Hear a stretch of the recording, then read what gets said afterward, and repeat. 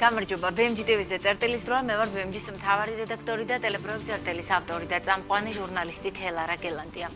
Select USA 25 ქართული კომპანიის ხელმძღვანელი ამერიკის შეერთებულ შტატებში საინვესტიციო სამიტს დაესწრო, სადაც გაეცნენ ამერიკის ბაზრის შესაძლებლობებს ენერგო, განათლების, ფარმაციის, წარმოების, უძრავი ქონების და ტექნოლოგიის სფეროებში.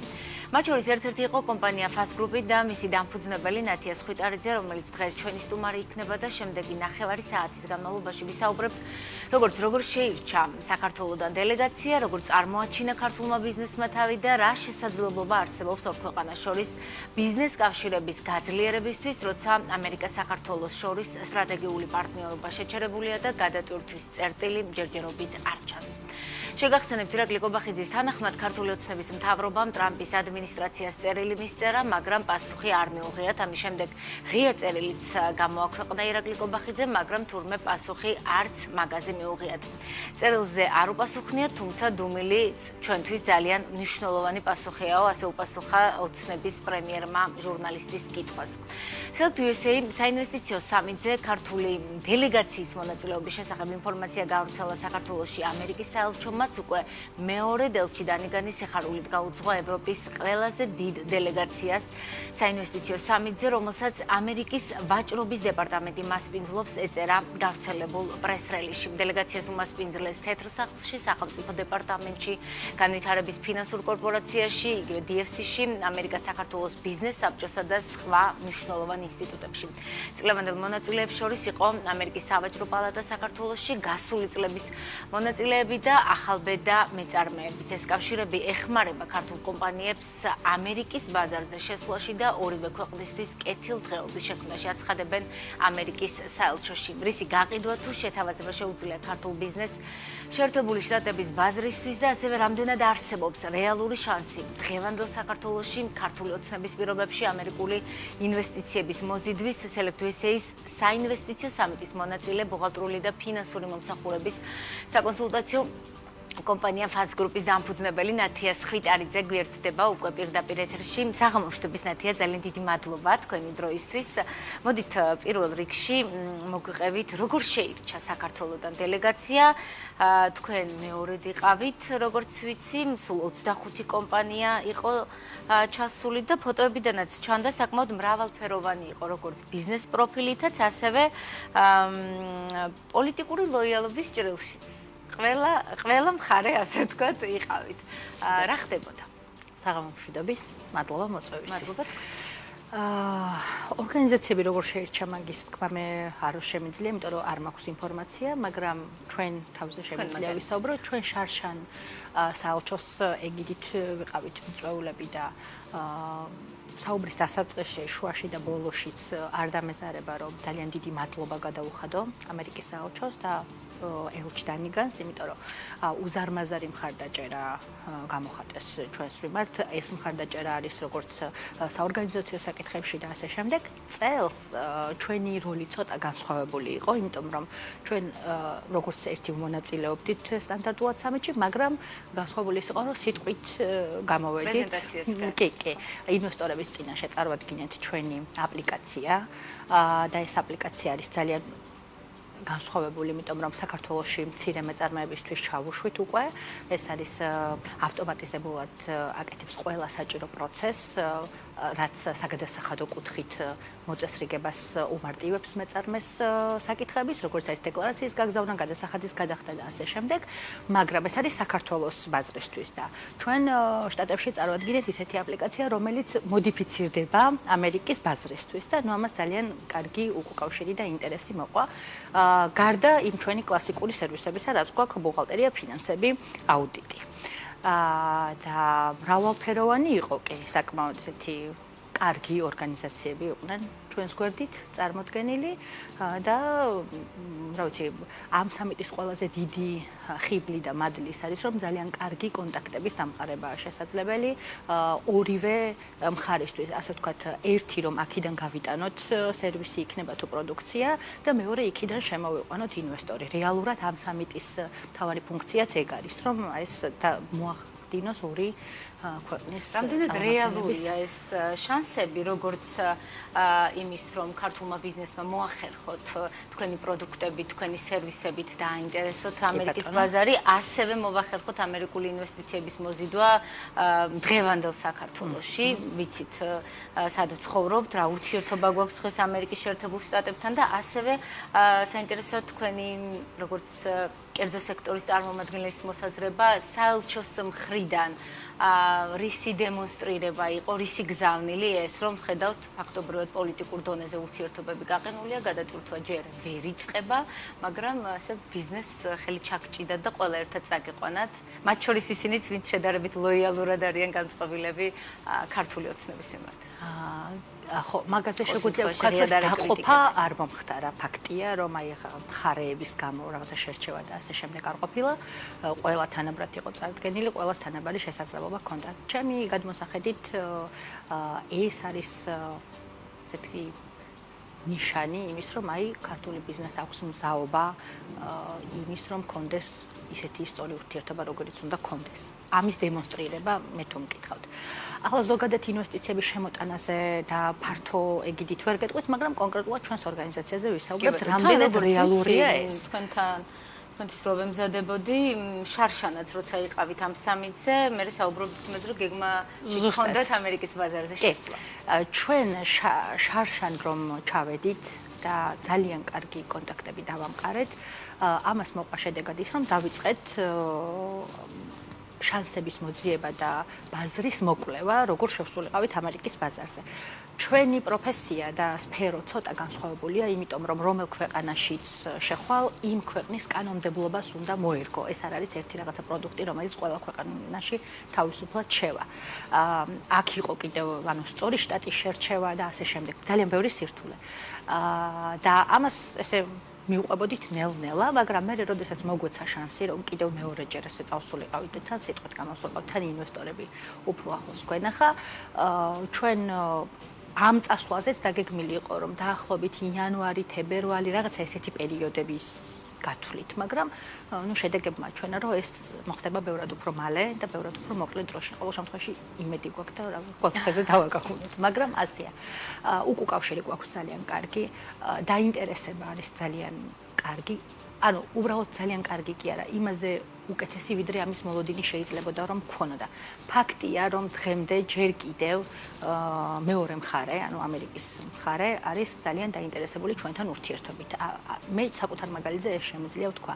ამაზე მეტყველებს ინვესტორები, ამაზე მეტყველებს უკვე არსებული გარიგებები, რაც შეიძლება ხელი მოეწეროს და შევიდეს ქმედებაში და ეს ჩვენთვის მხოლოდ და მხოლოდ სასარგებლოა. ანუ ამას მეორე მხარე ვერ მოეძებნება. დადებითი კუთხით შეგვიძლია მხოლოდ შევახსენოთ. კი ბატონო, რა თქმა უნდა.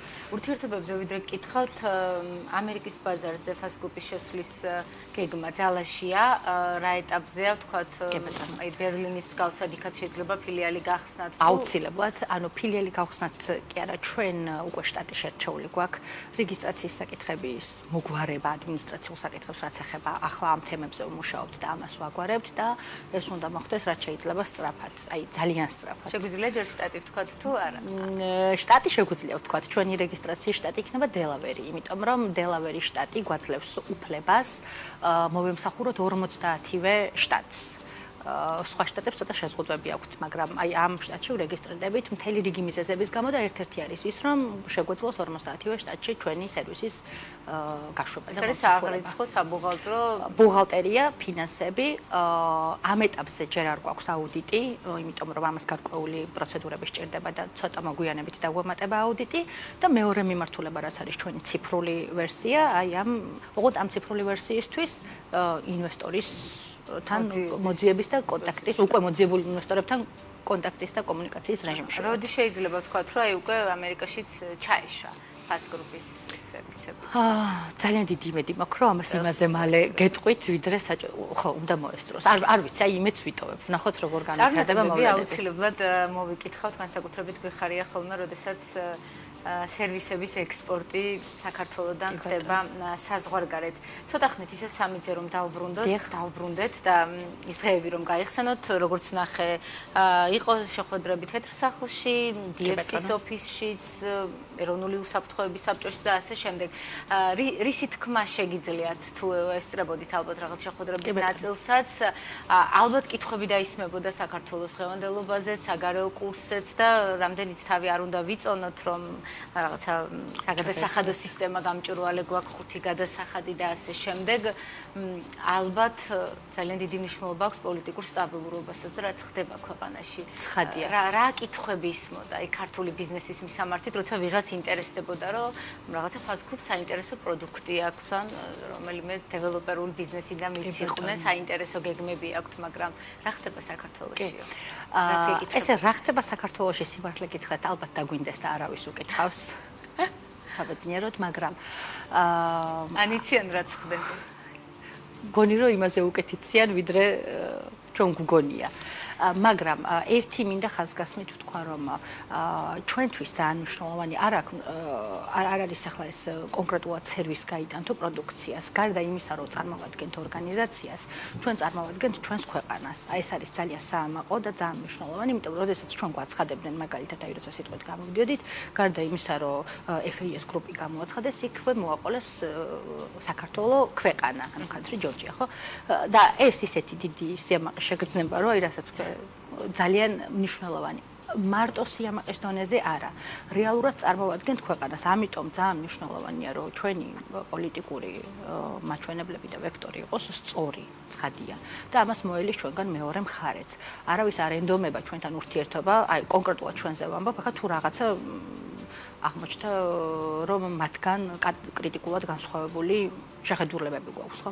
ფაქტია, რომ დღესდღეობით მზაობა აქვთ, სურვილი აქვთ ჩვენთან თანამშრომლობის, როგორც კონკრეტულ ინდივიდებთან და კონკრეტულ კომპანიებთან, ისე ფაქტია ქვეყანასთან, იმიტომ რომ მაშინ მე მგონი ევროპაში ყველაზე დიდი დელეგაცია ჩვენ გვყავდა. საელჩომაც აღნიშნა. ხო, ანუ ხალხი იყო წარმოდგენილი 2, 3, 4 ორგანიზაცია და ჩვენ ვიყავით 25 ორგანიზაცია, ამაზე ესეც მეტყოლებს, რომ ჩვენი მხრიდანაც აშკარად ინტერესი დიდია და მათაც მიმღებლობა აქვთ ჯერჯერობით ჩვენი და იმედია ასე გაგრძელდება. რაც შეეხება შეხვედრები იყო ძალიან საინტერესო და მეგობრული.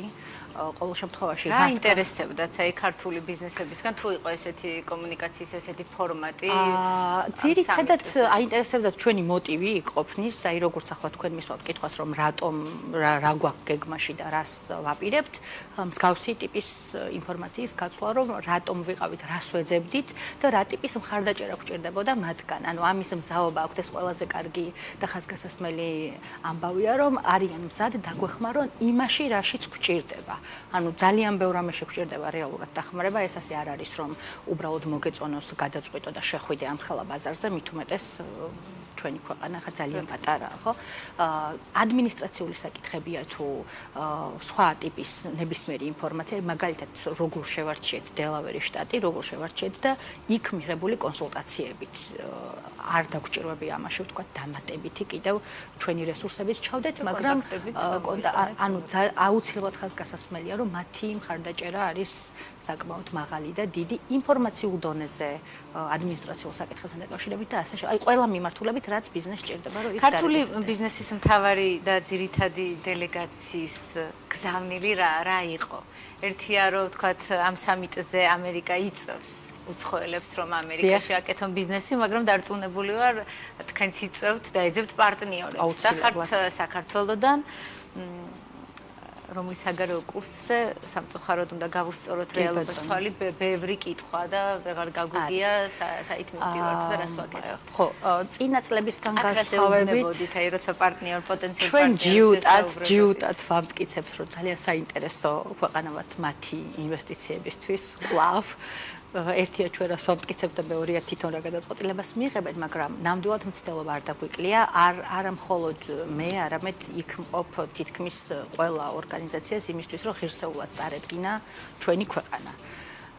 შელამაზებით რაღაცა მოცემულობის კარგი უკეთესი კუთხით დანახვით, რაც შეგვიძლია, რასაც გქონდა საშუალება, რომ ხაზი გაგვესვა, ვთქვათ, მაგალითად აუცილებლად ყოველთვის აღნიშნავ, რომ ერთი დადებითი რაც გვაქვს არის ის, რომ ასე თუ ისე ბიზნესთან მიმართებაში მოქნილი სისტემა რაც გვაქვს, ეს ჯერ კიდევ შეგვიძლია გამოვიყენოთ მომხიბლავ ფაქტორად, რომ ეხა ბიუროკრატია გონია რომ ჩვენ გვაქვს, მაგრამ ბიუროკრატია იქ არის თუ არის შესაბამისად, ხო? აი ეს დადებითი შეგვიძლია გამოვიყენოთ. ელჩი როგორ გულშემატკივრობდათ თუ ითვალისწინებდა ეს შეხვედრება პირდაპირ თუ მე პირადად ძალიან სუბიექტური ვარ, ისედაც, იმიტომ რომ არანორმალურად მადლობელი და მადლიერი ვარ მხოლოდ საელჩოსი არა პირადად ელჩის და თან დამოკიდებულება ჩვენი არის ძალიან ისეთი კარგი და დადებითი.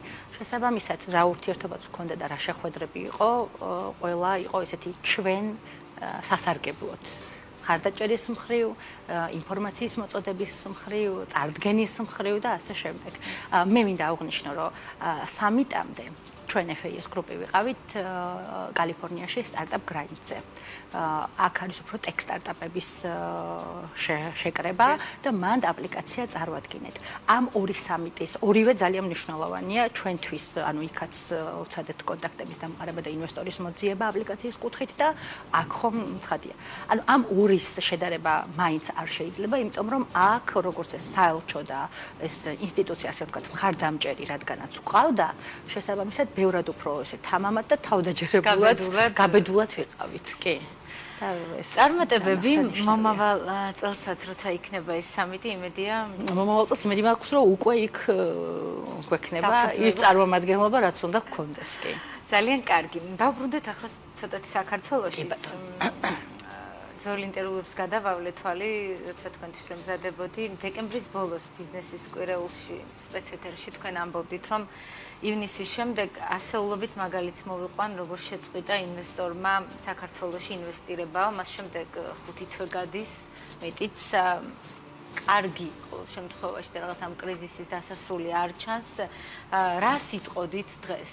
100 მაგალითის ჩამოთვლას არ გთხოვთ, მაგრამ ვინ დაემატა, ვინ არა, რა ქნეს ამ ბიზნესმენებმა და ინვესტორებმა დააპაუზეს, რაღაც კითხვები დასვეს და მაინც რა აგრძელეს საქართველოში ინვესტირება თუ? ძალიან კარგი იქნება, რომ ამ კითხვაზეც შემეძლოს ისეთი პომპეზური და კარგი პასუხის გაცემა, როგორცაც დავიწყეთ გადაცემა, რასაც ქვია შტატებში ვიზიტი. დღესდღეობით ყოველ შემთხვევაში მე ვსაუბრობ იმ ორგანიზაციებთან მიმართებაში, ვისაც ჩვენ მომსახურებას უწევთ, ან პირდაპირ ან ირიბი სხვა მხრივ კვეთა და შეხება გვაქვს. დღესაც, როგორც ვამბობდი, მაშინაც და სიტუაცია, რა ვიცი, დიდად ყოველ შემთხვევაში ჩვენს სიაში არსებული კომპანიებისთვის ესე კვეთრად უკეთესობისკენ შეცვლილი არ არის სამწუხაროდ და სწორედ იმიტომ, რომ კომპანიები არის ძალიან დიდი გამოწვევების წინაშე, მე ძირითადად ვსაუბრობ მცირე და საშუალო ორგანიზაციებზე. უფრო მეტად ვინც წევს სერვისს, ვისაც აქვს რაღაცა თავისი პატარა პროდუქციის წარმოება და არ მაქვს საუბარი მსხვილ კომპანიებზე. მათაც აქვს, რა თქმა უნდა, თავიანთი გამოწვევები, უბრალოდ ისინი უფრო კარგად ართმევენ შედარებით თავს, ვიდრე მცირე და საშუალო კომპანიები და ამ მიმართულებით ჩვენ სოციალურ პასუხისმგებლობის ფარგლებში ძალიან ბევრი აქტივობა გვაქვს ჩატარებული, აი როგორც შეგვეძლო ვეხმარებოდით მცირე და საშუალო ორგანიზაციას და ვისარგებლებ შემთხვევით და ახლაც ძალიან მალე გამოვაცხადებთ ჩვენ პატარა კონკურსივით, ასე ვთქვათ, რომელიც იქნება მცირე და საშუალო ორგანიზაციებისთვის და დაეხმარება როგორც ესე ვთქვათ ფულადი ჯილდოთიც, ასევე სერვისების კუთხით სხვადასხვა ორგანიზაციები არიან უკვე ჩართული ამაში, რომ რაღაცნაირად ეს რთული გამოწვევებით სავსე პერიოდი გადააგორონ და აქ უკვე მომეცემა ალბათ მე საშუალება რო ვცლად გითხრათ, ძალიან ბევრი კარგი ორგანიზაცია ჩაერთო ენთუზიაზმით, ინიციატივებით, რომ ყველა ხედავს რეალურად, რომ ამ სექტორს ჭირდება მხარდაჭერა, ცოტა ხელის წაშველება, ცოტა რაღაცა სხვადასხვა ტიპის მხარდაჭერა, როგორც შეგვიძლია რომ გავუწიოთ ფინანსური კუთხით იქნება ეს ბუღალტრული სერვისი, იურიდიული სერვისი, სოცმედია, მარკეტინგი გაყიდვები თუ რა, ვისაც სად უჭირს და ამას გამოვაცხადებთ კიდევაც, მაგრამ ბანკები, ვთქვათ, სხვადასხვა ასოციაცია თამამად ჩართულები არიან და ახლაც ვისარგებლე შემთხვევით და მერეც იმედი მაქვს მომეცემა საშუალება. ამით იმის თქმა მინდა, რომ გამოწვევები არის საკმაოდ ესეთი თამამი შეგვიძლია ვთქვათ, რომელსაც სჭირდება მსხვილი მხარდაჭერა. არა მხოლოდ ერთი და ორი კომპანიის მხრიდან, ვისაც როგორ შეუძლია რომ დაეხმაროს და მისცეს ორგანიზაციებს საშუალება რაღაცნაირად მიაღწიონ კონკრეტულად რაღაც წერტილამდე, რომ თქვენი კლიენტების და პარტნიორების ბაზიდან გამომდინარე, უფრო კონკრეტულად რო ვისაუბროთ, აი სექტორების მიხედვით, ვის უჭირს დღეს ყველაზე მეტად, რატომ უჭირს, ინვესტიციები თუ გქონდათ დაგეგმილი, ალბათ წლის ბოლოს ყველა რაღაც თავის გეგმას აკეთებს, გავიდა წლის პირველი ნახევარი გადის რა ქნეს, თუ რაღაცნაირად როგორც ხები მიყვებიან ხოლმე, მხოლოდ აუცილებელ ინვესტიციებს ვახორციელებთ და არა იმას, რასაც კარგ პერიოდში დავგეგმავთ. როცა ვსაუბრობთ მცირე და საშუალო სექტორზე და კიდევ ერთხელ ხასოს არა მსხვილ სექტორზე, ხომ? რომელ სეგმენტს უჭირს მეტად თუ ნაკლებად, მან ეს კითხვა არ უნდა დავსვათ, იმიტომ რომ ყველას თანაბარი გამოწვევები უდგას. ანუ ყველა მაქსიმალურად ცდილობს, რა თქმა უნდა, ხარჯების შემცირებას, იმიტომ რომ თუ შემოსავალი შემცირდა, იძულებული ხარ რომ რაღაცა ხარჯებით შეამცირო, რიგ შემთხვევაში ეს ხდება სხვადასხვა აქტივობების ჩახსნით, თუ სხვა დროს უფრო თამამად მიიღებდნენ გადაწყვეტილებას, ახლა ბევრად მეც ფიქრობენ, რიგ შემთხვევაში ეს ხდება თანამშრომლების შემცირებით და ასე შემდეგ. იმის თქმა მინდა რომ თვითონ კონკრეტულად სექტორი, მცირე და საშუალო სექტორი, ხომ? რა გამოწვევების წინაშეც იდგა, ჩვენ ვისთანაც შეხება გვაქვს, იგივე გამოწვევების წინაშე დგას. აქ რაღაცა ისეთი სხვაობა, მკვეთრი არ გვაქვს. უცხოური კომპანიები, ახალი უცხოური კომპანიები ჩვენ საერთოდ არ გვყავს. ბაზაში საერთოდ. ყავთ ისინი რას აკეთებენ, აი თქვათ გასვლაზე ფიქრობენ თუ მოლოდინში. იცით როგორ არის? აი რა ინვესტორებიც გავიდნენ, ძირითადი ნაკადი რაც გავიდა წინა პერიოდში, მეტი არც დიდი შემოსვლა გვაქვს და არც გასვლა. ეს პერიოდში რას გულისხმობთ? აი, როდესაც წინა ინტერვიუებში ვსაუბრობდით და როცა ძალიან მკვეთრად იყო ეს, როდესაც არ ვიცი, საფრთხე იგრძნეს თუ რა ქნეს და გადაიტანეს თავიანთი. ხო, ანუ მეტი ეხლა რო გითხრათ, რომ უფრო მეტი ალბათ იქნება, მაგრამ ჩვენ ბაზაში ფიზიკურად აღარ გვყავს. მეტი ინვესტორი რო გითხრათ, ვინ გავიდა, აღარ გვყავს და რაც აღარ გვყავს, ვინ უნდა გავიდეს. გავიდა ძირითადად რომელი ქვეყნებიდან? ევროპის წარმომადგენლები, ანუ შტატებიდან ჩვენ მომსახურება არ გვქონდა. არც წინა პერიოდში და არც ახლა. ანუ ესეთი კომპანიები არ გქონდა. ძირითადად იყო ევროპული კომპანიები. და ახლების მხრიდან არც ინტერესია? სამწუხაროდ არა. ჩვენ ეს, ასე ვთქვათ, ბაზაში ეს ინფორმაცია არ გვაქვს. ვისაც მომსახურებას უწევთ, მათაც იგივე გამოწვევები აქვთ. ანუ ახალი სასიკეთო ცვლილებები ჯერჯერობით არ არის. იმედი დავიტოვოთ, რომ ძალიან მალე ეს სურათი შეიცვლება და იქნება. კი ბატონო. იმიტომ რომ რეალურად ჩვენ ინვესტიციებზე ვდგავართ, ანუ ახლა მეტი და რესურსი გვაქვს ხო რეალურად ბიზნესის განვითარებისთვის. რა თქმა უნდა, საინტერესო პირველი კვარტალის სტატისტიკაც FDI-ის ინისის თორცები 10 რიცხვში უნდა გამოქვეყნდეს და იქაც კარგად გამოჩნდება რა გავლენა იქონია მიმდინარე მოვლენებმა ამ ყველაფერზე. ცოტა დროით რჩება და Fast Group-ის ფილიალი აქვს უკვე ბერლინში. ისტორიული ინფორმაცია თუ გეგმავთ? არა, Fast Group-მა გახსნა 2024 წელს ფილიალი ბერლინში, მაგრამ ჩვენ გარკვეული ტიპის ხარვეზები გვქონდა, ასე ვთქვათ. არ ჩაუღრმავდები ახლა რა მიზეზებით და როგორ, ისედაც ნათელია. ამიტომ წელს ვთქვათ ბერლინის მიმართულებით, გერმანიის მიმართულებით ინვესტიციების განხორციელება ჩვენ ისედაც შეზღუდული. ჩვენ ვართ, ასე ვთქვათ, მაგის მაგალითი ინვესტიციებს რას უშვებით ამ წუთას, ხო და როგორ ვიქცევით. სადაც თავის შეკავება შეიძლებოდა დამატებითი თანხის გადინებისგან, ყველაფრისგან თავის შევიკავეთ მაქსიმალურად და ახლა რადარი ცოტა სხვა კუთხით გვაქვს მიმართული ამ შემთხვევაში შტატებისკენ და თუ რაიმე ადამიანური, ფიზიკური, ფულადი, თუ რაიმე რესურსი გაგვაჩნია, აქით არის მიმართული და რამდენად რთულია ამ სიტუაციაში დაარწმუნო ახალი პარტნიორი, ინვესტორი, რომ აი რაღაც დაგეხმაროთ გაძლიერებაში, საკმაოდ რთულია. კომპანიის მაგალითზე. ამას განაპირობებს რამდენიმე ფაქტორი. პირველი სამართლიანობისთვის უნდა ითქვას ის, რომ ჩვენ ვართ ძალიან პატარა კომპანია და დაარწმუნო ინვესტორი, რომ პატარა კომპანიაში ჩადოს, ვთქვათ, ინვესტიცია პირველი საკითხი, მაგრამ ამას თუ მოახერხებ და აჩვენებ რაოდენ ყოჩაღი ხარ, რა კარგი სერვისი გაქვს და რა მხელა პოტენციალი, მეორე არის უნდა დაარწმუნო, რომ შენ ხარ ისეთი ქვეყნიდან, სადაც უნდა ჩადოს ეს ინვესტიცია და აქაც აუცილებლად თუ რამისთვის პირადად მე ყოველ შემთხვევაში მიბრძოლია და მიწვალია და რაღაცა პოზიცია დამიფიქსირებია, ერთადერთი მიზანი ჩემი ყოველთვის იყო და არის ის, რომ მოგვეცეს საქმის კეთების საშუალება, რომელიც ისევ ჩვენ ქვეყანას მოხმარდება, ისევ ჩვენი ქვეყნის თანამოქალაქეების დასაქმებას მოხმარდება და შესაბამისად ინვესტორის მოძიება იქნება თუ ნებისმიერი ქმედება ჩვენი ქვეყნის სახელის გატანა, ყველაფერი არის იმისთვის, რომ აქ ვიყოთ კარგად, აქ განვავითაროთ ჩვენი ორგანიზაცია, აქ დავასაქმოთ ხალხი და ისევ ჩვენმა ქვეყანამ იხეიროს, ასე ვთქვათ. დღეს ოცნების მთავრობა გეხმარებათ ამ ყველაფერში? მე მეკითხი თქვენ კონკრეტულად თუ მთლიანად ქვეყანას. ხო, რა ვიცი. იმიტომ რომ მათ გონიათ რომ ის ეკონომიკური ზრდა, რომელიც გვაქვს და მიუხედავად პოლიტიკური კრიზისისა, ეს არის მათი სწორი თანმიმდევრული პოლიტიკის დამსახურება, მათ შორის ეკონომიკურის, მაგრამ ამ ყველაფერს თუ ბოლომდე მივყვებით, კითხვებით, ერთი პასუხია მშვიდობა, სხვა ისეთ რეფორმები რთულია გავიხსენოთ ბოლო წლებში. ძალიან ბედნიერი ვიქნები, თუ ეკონომიკური მაჩვენებლები ისეთი იქნება, როგორცაც გვპირდებიან და როგორცაც გვეუბნებიან, იმიტომ რომ ეს პირდაპირ პროპორციულად ნიშნავს, რომ თანამშრომლები გვეყოლებათ დასაქმებული, რომელსაც ექნებათ მაღალი ხელფასები და რომლებიც როდესაც შევლენ მაღაზიაში, მარტივად რო ვთქვათ, ამ თავისი ხელფასით ღირსეულად შეძლებენ არსებობას. ჩვენი მიზანი ზუსტად ეგ არის და ჩვენი მიზნები, სურვილები და რეალური მაჩვენებლები რამდენად თანხმდრაშია, ეს უკვე სხვა საკითხია. ამას ყველა ალბათ საკუთარი ჯიბით განსაზღვრავს. ბიზნეს ყველაზე მეტად.